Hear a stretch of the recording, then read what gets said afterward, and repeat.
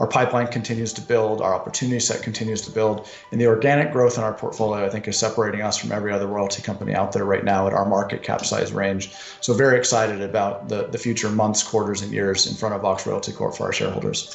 Joining us for a conversation is Kyle Floyd, the CEO of VOX Royalty. Mr. Floyd, welcome to the show, sir. Maurice, thank you. It's a privilege to be back.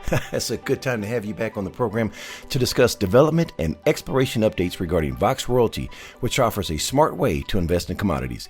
Before we begin, Mr. Floyd, please introduce us to VOX Royalty and the opportunity the company presents to shareholders.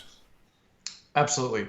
So VOX Royalty Corp is a company that focuses specifically on buying third-party royalties. We believe that royalties are the best way to generate long-term commodity exposure in the best risk-adjusted means possible. And so we built an entire business model around that belief and that ability to generate that exposure for our investors. We've become the fastest growing royalty company in the sector, and we have growth in all key aspects that you want your royalty company growing, both total assets, royalties in the portfolio, growth in producing assets, and also growth in revenue. Allow me to remind our audience members that on September 3rd, we shared the value proposition of VOX Royalty here on Proven and Probable, and the stock price was $2.77.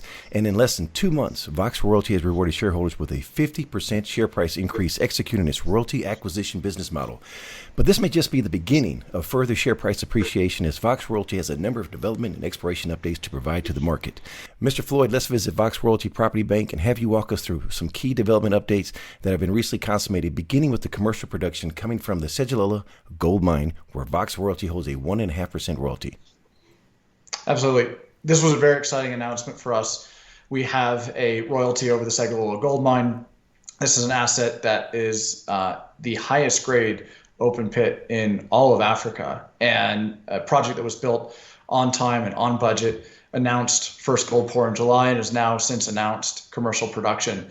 This is a royalty that we expect to generate meaningful revenue for us in the coming quarters, and a royalty that we're excited about. It was purchased for about 1/4 of the total revenue that it's expected to generate for us over the next 2 years, and a royalty that we believe is going to add a lot of value to VOX shareholders.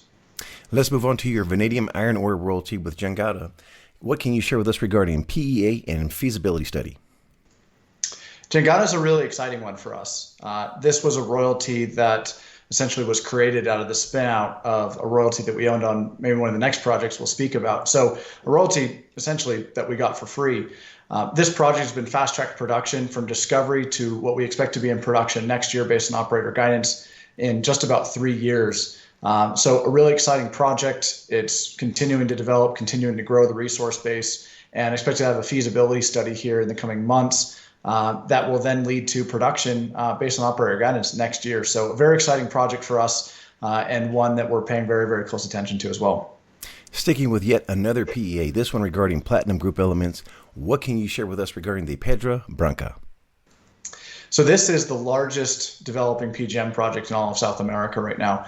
This is a project that the operator is just in the process of finishing up about a 6,000 meter drill program. It is a project that we expect to expand significantly. Some key developments and key catalysts that are coming for this project. One is what we expect to be an expanded mineral resource estimate in the coming quarters. And then also what we expect will be a preliminary economic assessment delivered in the first half of next year. And this is a project that continues to develop, I would say, ahead of our expectations, continues to have what we believe is very, very significant potential to be a fantastic large-scale project. And we're excited for what Valeore is going to be putting out there in the coming quarters. Let's move on to the Ashburton, where you have some exploration updates regarding high-grade drilling results. What can you share with us? Again, another exciting project, sits at about a 1.65 million ounce resource. The operator is just wrapping up a 15,000 meter drill campaign. They're hitting really nice hits that are extending what is expected to be already a large ore body. So their target is between 2 and 3 million ounces. This recent news goes a long way in terms of supporting what their expectation is that they eventually hit in terms of a total resource estimate. The grades are looking good. Where they're hitting mineralization is looking fantastic. So again, a project that we acquired right before a key catalyst and delivering great results for our shareholders. Let's visit the Kookynie Gold Project and they just released asset results regarding RC and diamond core drilling. Yeah, another project. Western Australia is absolutely booming. Another project, Western Australia for us. Again, this is a royalty that we acquired as part of a portfolio for very, very little consideration pertinent to this royalty. But it is looking like it's a project. So we own a royalty over part of the overall Ulysses project. This is the Puzzle North project. That's what we have the royalty over. But this is looking like a project that's going to be fast-tracked to production, in our opinion. Again, a royalty that we uncovered and found and purchased at absolutely fantastic value. So one that we're excited about. Again, the drilling continues to support our confidence and our expectation that this is a project that could probably be put in production relatively quickly and generate some pretty interesting and meaningful returns for our investors. Before we leave the property bank, Mr. Floyd, what is the next unanswered question for Vox Royalty?